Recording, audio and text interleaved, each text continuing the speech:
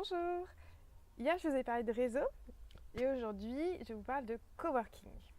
Alors, entre nous, j'espère que l'image de présentation de cette vidéo ne sera pas trop loupée parce que j'ai l'impression que Facebook me loupe pas, mais bon, c'est pas grave, je prends sur moi et je continue mon aventure de petites vidéos quotidiennes pour vous parler de ma vie d'entrepreneur et à quoi ressemble le quotidien d'une entrepreneur. Alors pourquoi je vous parle du coworking? Parce qu'en fait, finalement, le coworking, ça a été un petit peu un fil rouge dans mon aventure entrepreneuriale. Je suis arrivée à Bordeaux il y a bientôt 3 ans dans le tiers-lieu Darwin Écosystème et notamment dans la pépinière d'entreprises éco-responsables qui s'appelle Le Campement et qui est hébergée à Darwin. Donc là, à ce moment-là, j'étais salariée au sein d'un bureau d'études et j'ai découvert à la fois le coworking, je me suis rapprochée de l'esprit entrepreneurial et j'ai découvert aussi du coup les freelancers, une population que j'avais jusqu'alors peu côtoyée dans ma vie de salariée. Et ça a été pour moi vraiment très très inspirant et notamment ce tiers-lieu fortement engagé à la fois sur les aspects d'écologie et d'innovation sociale et sociétale. Ça a été pour moi magnifique de découvrir tout ce monde-là, comment les personnes qui portaient leurs activités, qui étaient à leur compte, pouvaient se connecter entre elles, comment on pouvait créer de la collaboration entre les individus, aussi de l'entraide, parfois de la complicité et jusqu'à créer des amitiés. Et du coup, je découvrais comment un freelance pouvait vivre et se construire sa vie de professionnel, mais une vie entourée, soutenue, voilà, dans un espace tiers-lieu. Donc le tiers-lieu, c'est un troisième lieu entre le domicile et le travail où la connexion, la créativité et au final le montage de projets collectifs sont encouragés. Et quand je suis devenue entrepreneur, donc j'ai pas pris de bureau fixe. Aujourd'hui, c'est encore le cas. Et je vais d'un espace de coworking à un autre selon mes besoins. Donc parfois j'y vais une demi-journée le matin, parfois j'ai un rendez-vous d'une heure ou de 2 heures. Donc selon mes besoins, j'investis un espace et j'ai la chance de vivre à Bordeaux où j'ai à peu près une quarantaine d'espaces de coworking à ma disposition qui sont de fait joyeusement référencés par Pauline et Marion du blog VBB, donc Vélo Boulot Bordeaux. Du coup, je leur fais un coucou. Elles font un super travail. Et du coup, j'ai appris avec un petit peu cette itinérance d'espace de coworking en espace de coworking, j'ai aussi appris d'une certaine façon à mieux me connaître en appréciant certains lieux pour les conditions de travail qu'ils proposaient, d'autres lieux par rapport aux personnes que je pouvais y rencontrer, des lieux qui me ressemblent plus pour mon énergie du matin, d'autres lieux qui me ressemblent davantage pour l'énergie de l'après-midi. Et donc du coup, c'est assez passionnant de voir qu'au fil de cette aventure entrepreneuriale, aujourd'hui, j'arrive vraiment à me dire, tiens, ce matin, par exemple, je me pose des objectifs atteignables et réalisables pour ne pas me perdre dedans. Et je me bloque 3 heures dans un espace de coworking, je me mets dans ma bulle productivité-efficacité. Je vais dans celui-là parce qu'en plus j'aime bien la musique, elle me porte bien par rapport à ce que j'ai à faire. Et puis voilà, et puis du coup, je travaille de cette façon-là. Et pour vous donner un exemple, du coup, ce matin, j'étais dans le repère studio du Bureau des Possibles, qui est un super espace de coworking à Saint-Michel, un quartier de Bordeaux. Et en plus, c'est pas qu'un repère studio parce que c'est aussi un repère gourmand. Et donc, du coup, il y a aussi le plaisir de goûter aux super pâtisseries. J'aime particulièrement ce lieu parce qu'il est porté par 3 femmes géniales. Et donc déjà, on est super bien accueillis, toujours avec le sourire. Donc ça porte aussi dans l'énergie du travail. Sinon, moi, je travaille de chez moi, donc je suis souvent seule chez moi. Donc ça me fait plaisir de me connecter à de belles personnes quand je vais travailler. Et puis aussi parce que c'est un lieu, je suis heureuse de le souligner, qui porte des valeurs éco-responsables et qui, à la fois dans le choix de ses produits alimentaires, le choix de ses fournisseurs, la façon dont elles conduisent leur activité et comment elles rentrent en interaction avec leurs parties prenantes, elles sont vraiment, elles veillent à véhiculer et à vivre dans le concret leurs valeurs d'éco-responsabilité. Donc du coup, ça c'est, pour moi, aller là-bas, c'est aussi une façon de vivre en alignement avec mes valeurs. Et donc du coup, j'ai toujours plaisir à y aller.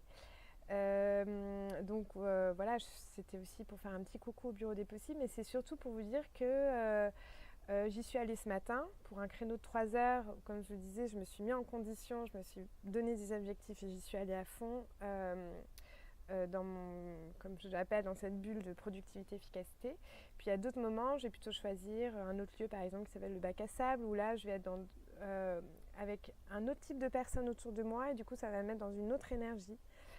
Donc c'est là où c'est super d'avoir plusieurs lieux comme ça à disposition. Et puis du coup, d'avoir observé ces 2 dernières années, qu'est-ce qui me correspondait au mieux. Dans un espèce de coworking, on parle d'un lieu, mais en fait, avant d'être voilà, c'est un lieu, mais c'est surtout aussi une communauté. Et ce que j'apprécie dans ces espaces-là, c'est cette capacité à créer les bonnes conditions pour que les gens aussi se connectent, se rencontrent. Et ça fait vraiment lien avec mon sujet de réseau d'hier. C'est que ça va être des lieux où on va rencontrer potentiellement des personnes qui partagent les mêmes valeurs. Et puis des personnes, alors soit au profil complémentaire, soit au profil similaire, mais avec qui c'est hyper intéressant d'échanger parce qu'on a des problématiques très proches. Et puis moi j'ai eu la chance aussi d'y rencontrer parfois des prestataires qui ont travaillé pour moi, d'autres fois des partenaires que j'ai fait travailler, qui m'ont fait travailler, et d'autres fois même des clients. Et c'est vraiment toute la richesse de ces lieux-là. Souvent, ils proposent même des ateliers pour que les usagers des lieux se rencontrent plus facilement et créent du lien.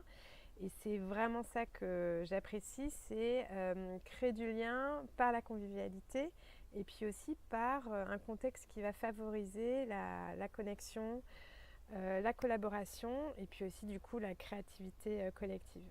Et donc du coup, moi j'ai pu observer souvent des magnifiques projets collectifs qui se sont mis en place uniquement parce que les gens se côtoyaient. J'ai eu de très belles expériences dans le tiers-lieu de Darwin dont je parlais au début. Donc c'est un tiers-lieu aussi qui est très fortement engagé, je l'ai dit. Il y a une association qui s'appelle les Darwiniens, une association qui réunit les usagers du lieu. Il y a aussi un beau travail qui est fait pour au quotidien favoriser le lien entre les usagers parce que finalement c'est pas toujours non plus évident d'aller à la rencontre des autres. Et ça c'est aussi parfois quand on est freelance, entrepreneur, qu'on travaille seul, on peut un petit peu se bouger pour aussi aller vers les autres. Même parfois c'est pas toujours une évidence pour tout le monde. Et puis du coup il y a des contextes plus ou moins favorables à ça. Et donc du coup je vous invite aussi à trouver le lieu qui vous permette de vous sentir suffisamment à l'aise avec autour de vous des personnes qui vous inspirent pour que vous ayez l'élan aussi d'aller à leur rencontre et de créer du lien. Un grand avantage que je vois pour moi, en tout cas à mon sens dans mon aventure entrepreneuriale, c'est que ça me permet de sortir de l'isolement. On a souvent ce sentiment-là d'être seul face à son ordi, parfois seul chez soi. Et c'est vraiment les lieux propices pour sortir de notre isolement. Donc c'est un isolement géographique, mais c'est aussi un isolement face à nos décisions et aux actions qu'on souhaite mettre en œuvre. C'est-à-dire qu'on a autour de nous des pairs qui vont pouvoir avoir un effet miroir, avec qui on va pouvoir discuter, partager nos problématiques. Et ça aussi, c'est hyper important quand on est à notre compte. C'est d'arriver à se créer une communauté de pairs qu'on a du coup aussi une facilité à retrouver dans des lieux où on crée nos habitudes. Et ils vont avoir un peu ce rôle aussi de partenaires, mais aussi un peu de collègues et de supporters, parfois de sponsors pour nous soutenir dans notre aventure entrepreneuriale. Et Donc je vous invite à tester des espaces de coworking. Il y en a forcément près de chez vous, que ce soit que vous habitiez dans une petite ville ou une grande ville, il y en a forcément. Donc vraiment de franchir le pas de la porte de ces lieux-là. On a toujours des choses incroyables à vivre dans ces lieux et il y aura toujours un lieu qui va vous correspondre mieux que d'autres. Et du coup, je vous invite aussi à observer, comme j'ai pu le faire, quel lieu vous correspond le mieux pour soutenir votre activité. Et ce, selon le jour de la semaine, selon le moment de la journée, selon la nature de l'activité que vous avez à conduire. Voilà, que ce soit des entretiens, travailler sur un rapport, un document où vous avez besoin de concentration, aller dans un lieu à un moment où vous avez besoin plutôt d'échanger des idées, de brainstormer. C'est des choses que vous pouvez observer pour ensuite progressivement mettre en place une routine qui vraiment soutienne au maximum votre activité. J'espère que ça vous a apporté cet éclairage sur les lieux de coworking et n'hésitez pas à me faire part de vos remarques ou de vos commentaires au bas de la vidéo par exemple. Et je pense que j'aurai certainement l'occasion d'en dire davantage sur les espaces de coworking parce que pour moi c'était vraiment une nouvelle façon de vivre mon activité, de travailler et ça continue à me porter au quotidien dans mon aventure entrepreneuriale. Je vous souhaite une bonne fin de journée et je vous dis à demain. Bye bye.